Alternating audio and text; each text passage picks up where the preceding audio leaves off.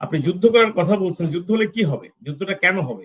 আপনি যুদ্ধটাকে আসলে আমার হচ্ছে কি যে ওই যে একটা করিডোরের কথা বললেন, একটা করিডোর আজকাল মানে গত ২-৩ দিনের মধ্যে খুব উত্তেজনাকর একটা বিষয়ে পরিণত হয়েছে। সেখানে সেটিকে আপনি যদি সামনে নিয়ে আসেন, এটিও কিন্তু যুদ্ধের সাথে রিলেটেড। কথাবার্তা আমাদের আর্মির চিফ বলছিলেন আপনার তারপরে হঠাৎ করে আমাদের চিফ অ্যাডভাইজার বললেন যে আমাদের যুদ্ধ করতে হবে। আমরা তো শান্তিতে ছিলাম, শান্তির কথাই জানতাম যে শান্তির জন্যই তিনি নোবেল প্রাইজ পেয়েছেন। হঠাৎ করে যুদ্ধের কথা বললেন। যুদ্ধ দিয়েই শান্তি আনবেন এরকম ব্যাপার। তো এখন আসলে ব্যাপারটা হচ্ছে যে এইগুলার মধ্যে আপনার আমি অন্তত একটা নিওলিবারাল একটা ব্যাপার দেখি। কারণ এই যুদ্ধটি কার সাথে হবে সেটা পরিষ্কার নয়। তো যেটুকু বোঝা যায় যেহেতু আমাদের হঠাৎ করে অ্যাটাক করাটা পাকিস্তানের জন্য একটু ঝামেলা। আপনার ভারতের উপর দিয়ে এসে তো আর করতে পারবে না। তো আসলে ভারতই পারে।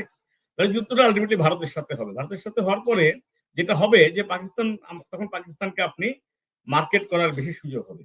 আর এই যে নিওলিবারাল ব্যাপারটা কি যে এই যে আপনার তখন আপনার এই যে করিডোর এগুলো সবই তো এমনিতে আপনার জাস্টিফাইড হয়ে যাবে। তো এটা হলে পরে যুদ্ধ হলে পরে আলটিমেটলি কি হবে? যদি তারা যুদ্ধ বলছে তো ওই যুদ্ধ বলে এগুলো করা।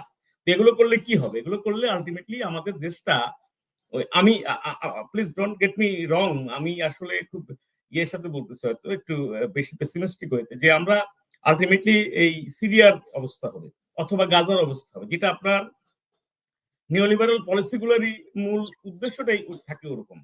এই যে আমাদের মতো দেশগুলো যারা জিওপলিটিক্যালি ইম্পর্টেন্ট কিন্তু সেভাবে ক্ষমতাশালী নয়, এখানে শেখ হাসিনা আবার বিট করে গিয়েছিলেন এই যে তার আগে পরে সব সরকারকে।